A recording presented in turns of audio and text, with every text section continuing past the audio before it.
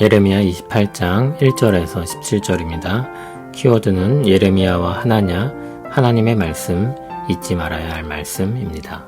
그해 곧 유다왕 시드기야가 다스리기 시작한 지 4년 5째 달 기브온 아술의 아들 선지자 하나냐가 여호와의 성전에서 제사장들과 모든 백성이 보는 앞에서 내게 말하여 이르되, 만군의 여호와 이스라엘의 하나님이 이같이 일러 말씀하시기를, 내가 바벨론의 왕의 멍에를 꺾었느니라. 내가 바벨론의 왕 느부갓네살이 이곳에서 빼앗아 바벨론으로 옮겨간 여호와의 성전 모든 기구를 2년 안에 다시 이곳으로 되돌려 오리라. 내가 또 유다의 왕 여호야김의 아들 여고니야와 바벨론으로 간 유다 모든 포로를 다시 이곳으로 돌아오게 하리니, 이는 내가 바벨론의 왕의 멍에를 꺾을 것임이라. 여호와의 말씀이니라 하니라. 선지자 예레미야가 여호와의 성전에 서 있는 제사장들과 모든 백성들이 보는 앞에서 선지자 하나냐에게 말하니라. 선지자 예레미야가 말하니라. 아멘. 여호와는 이같이 하옵소서. 여호와께서 내가 예언한 말대로 이루사 여호와의 성전 기구와 모든 포로를 바벨론에서 이곳으로 되돌려 오시기를 원하노라. 그러나 너는 내가 내 귀와 모든 백성의 귀에 이르는 이 말을 잘 들으라. 나와 너 이전의 선지자들이 예로부터 많은 땅들과 큰 나라들에 대하여 전쟁과 재앙과 전염병을 예언하였느니라. 평화를 예언하는 선지자는 그 예언자의 말이 응한 후에야 그가 진실로 여호와께서 보내신 선지자로 인정받게 되리라. 선지자 하나냐가 선지자 예레미야의 목에서 멍에를 빼앗아 꺾고 모든 백성 앞에서 하나냐가 말하여 이르되, 여호와께서 이와 같이 말씀하시니라. 내가 2년 안에 모든 민족의 목에서 바벨론의 왕 느부갓네살의 멍에를 이와 같이 꺾어버리리라 하셨느니라 하매, 선지자 예레미야가 자기의 길을 가니라.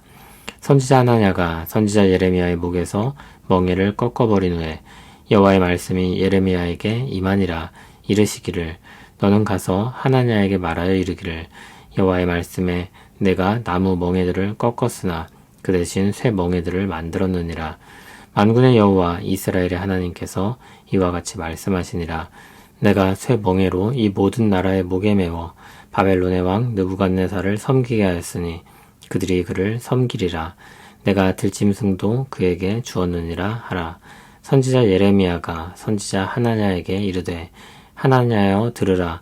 여호와께서 너를 보내지 아니하셨거늘 내가 이 백성에게 거짓을 믿게 하는도다. 그러므로 여호와께서 이와 같이 말씀하시되, 내가 너를 지면에서 제하리니 내가 여호와께 패역한 말을 하였음이라. 내가 금년에 죽으리라 하셨느니라 하더니 선지자 하나냐가 그의 7째 달에 죽었더라. 아멘. 예레미야 선지자가 하나님의 말씀을 받아 하나님께서 들어쓰시는 바벨론을 섬기라고 했습니다. 그리고 거짓 선지자들의 말을 듣지 말라고 했습니다. 그 말씀을 이방나라 사신들에게, 유다의 왕 시드기야에게, 그리고 제사장과 백성들에게 말했습니다. 그리고 오늘 본문에서는 거짓 선지자와 맞서는 장면이 나옵니다. 선지자 하나냐의 말로 시작합니다. 유다왕 시드기야가 다스리기 시작한 지 4년 5째 달 기브온 아술의 아들 선지자 하나냐가 성전에서 제사장들과 모든 백성이 보는 앞에서 예레미야를 향해 말했습니다. 자신이 만군의 여호와 이스라엘의 하나님이 하신 말씀을 받았는데 하나님이 바벨론 왕의 멍에를 꺾었다고 하셨다는 겁니다. 예레미야는 바벨론 왕의 멍에를 모두 져야 한다고 했는데 전면으로 그것을 반박하는 것입니다. 예레미야가 틀렸다는 것입니다. 이제 누가 진짜 하나님의 말씀을 받았는지 확인할 필요가 생겼습니다. 하나냐의 말을 먼저 보겠습니다. 그는 바벨론에게 빼앗긴 성전 모든 기구를 2년 안에 다시 돌아오게 할 것이라고 했습니다. 하나냐의 캐치프레이즈입니다. 2년 안에 돌아오리라. 2년이라는 정확한 때를 말하니 더욱 하나님이 주신 예언처럼 느껴졌을 것입니다. 급진적인 종말론을 펼치는 사람들이 몇 년, 몇 월, 며칠이 되면 마지막 심판이 이를 것이라고 말을 하곤 합니다. 그런 이단들의 거짓말과 같습니다. 또 하나냐가 말하기를, 유다의 왕 여호야김의 아들 여고니야와 바벨론으로 간 모든 유다 포로를 돌아오게 하실 것이라고 했습니다. 하나님이 바벨론 왕의 멍에를 꺾었기 때문이라는 것입니다. 이에 선지자 예레미야가 대답합니다. 예레미야 역시 성전에서 제사장들과 모든 백성 앞에서 말합니다. 아멘. 여호와는 이같이 하옵소서. 여호와께서 내가 예언한 말대로 이루사 여호와의 성전 기구와 모든 포로를 바벨론에서 이곳으로 되돌려 오시기를 원하노라. 그런데 7절을 보면 그러나로 시작합니다.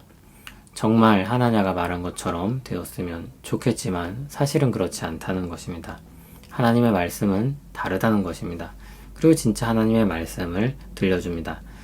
예레미야 자신과 하나냐 이전의 선지자들이 모두 많은 땅들과 큰 나라들에 대하여 전쟁과 재앙과 전염병을 예언했다고 했습니다. 그런데 하나냐가 평화를 예언하고 있습니다. 만일 하나냐가 참으로 하나님의 말씀으로 평화를 예언하는 것이라면 그 말에 응한 후에 정말 여호와께서 그를 보내셨음을 확인할 것이라고 했습니다. 하나님께서 모세를 통해 참 선지자를 분별하는 기준에 대해 말씀하셨는데 그와 같이 이야기하고 있는 것입니다. 그가 선포하는 평화가 진짜인지는 두고 볼 일이라는 것입니다. 예레미야도 평화를 원하지만 그렇게 되기를 바라지만 이제껏 선지자들은 평화를 이야기하기보단 위기를 말하고 경고하는 말씀을 전했었는데 하나냐가 평화를 말하는 것이 이례적이라는 것입니다. 하나님께서 선지자를 보내시는 것은 일상적인 경우가 아니라 비상적인 경우가 많습니다.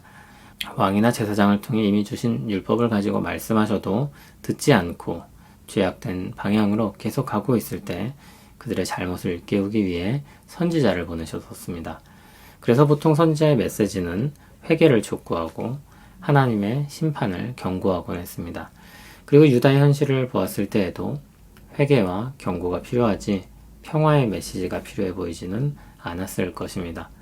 게다가 예레미야가 하나님께 받은 말씀이 있으니 그의 생각은 더욱 확고했습니다.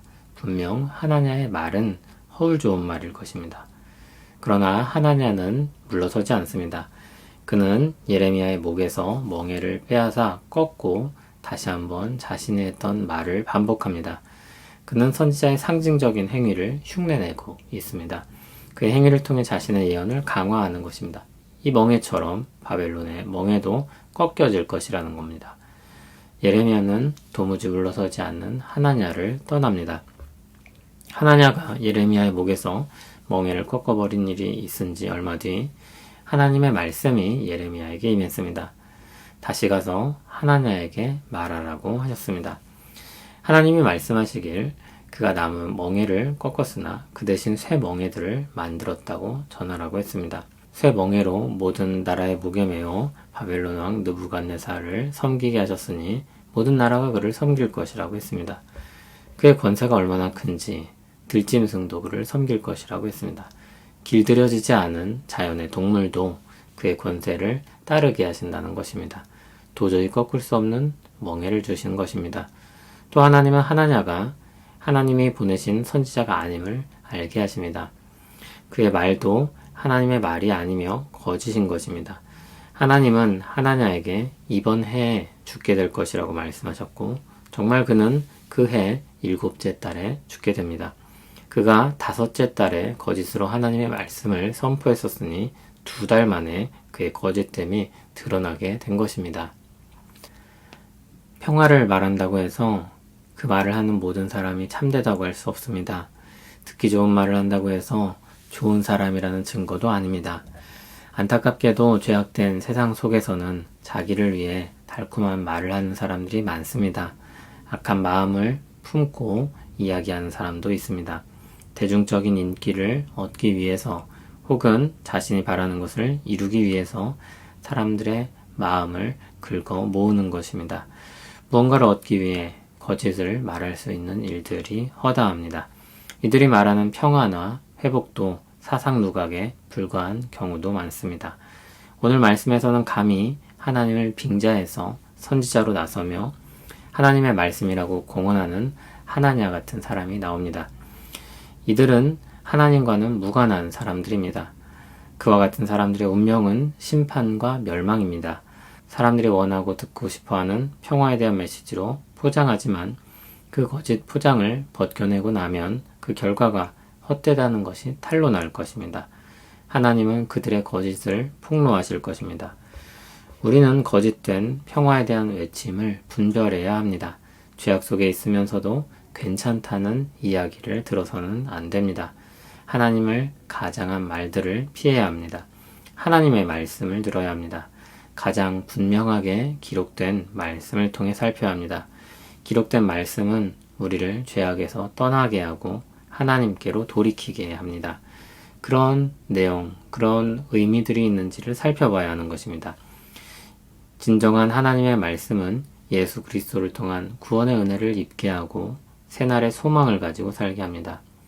걱정과 두려움에 빠져 살도록 하지 않고 하나님을 의지하여 그 안에서 평화를 누리게 합니다. 하나님 안에만 참 평화가 있음을 깨닫게 합니다. 예레미야를 통해 유다 백성에게 주신 말씀은 잠시 바벨론의 손에 들어가 느부갓네살을 섬기게 될 것이라는 말씀이었습니다. 그것은 절망적이고 두려운 말씀처럼 들렸을 것입니다. 그러나 하나님의 때에 돌아오게 하실 것이라는 소망도 있었습니다. 성전이 파괴되고 예루살렘이 무너지고 하나님께 버려진 것만 같은 날들을 살게 될 것입니다.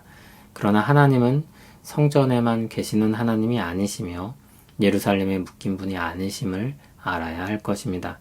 그것을 쉽게 깨달을 수 없기 때문에 하나님은 그것을 경험적으로 깨닫게 하십니다. 하나님은 성전과 예루살렘을 무너뜨리시고 자기 백성들을 바벨론으로 끌려가게 하십니다. 그런데 거기서도 하나님께서 그들을 지키시며 그로 말미암아 평화를 누리게 하실 것입니다.